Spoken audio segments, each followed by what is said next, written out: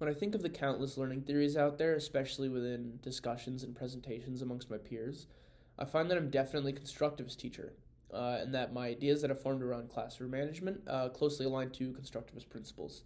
I've always thought, even prior to my years of university learning, that every student, adult, and even teacher learns best through the context of their own experiences. I was always a fan of learning how the schema works since the day I discovered it in an AP psychology class in high school. I found that the concept of the schema opened so many doors for teaching strategies in my current years, and that treating every student according to constructivist principles was just the best in order to truly grasp every student's philosophy and ideas to teach more efficiently. I've always found that punishment and reinforcement in the classroom was a unique challenge to me, and I've always been a subscriber to the idea that punishment and reinforcement should be different for every student in some way. According to Skinner's behaviorism, when it comes to operant conditioning, reinforcement and punishment should always be significant to the student. If it's not significant, it won't be effective.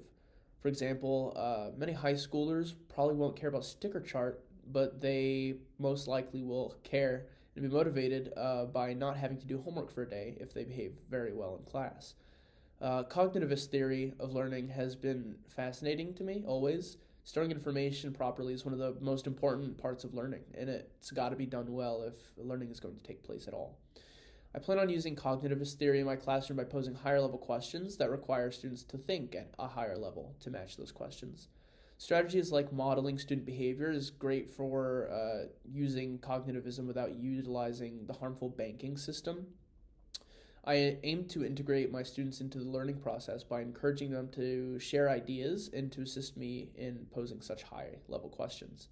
When thought provoking and challenging questions are posed by the students themselves in the classroom, I feel that it's great in combining their experiences consistently throughout the learning process.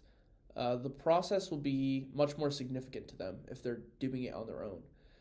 With these unique strategies of changing how the brain processes new information, including significant student thought, and combining them with the repetition, it'll go miles in managing any classroom. My goal in managing my classroom is to make every student feel heard, seen, and like they're a part of the classroom community without having to compromise their learning.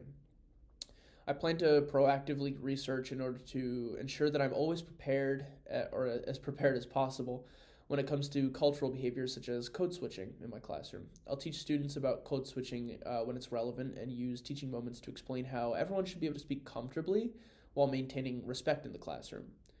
My goal in utilizing culturally responsive teaching is to guide behavior for a healthy learning without shaming cultural habits or norms that may not necessarily coexist harmoniously with those from the classroom environment. I realize that some cultures promote behaviors that may not be seen as proper in the classroom, such as slang or improper English.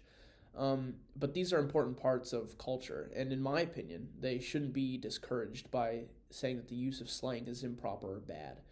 Instead, I would guide students to use more appropriate or academic language for the lesson if it's harmful. If it's not harmful, then I'll reinforce the use of certain language subtly by repeating students' thoughts back in my own words in order to integrate academic language into their experiences.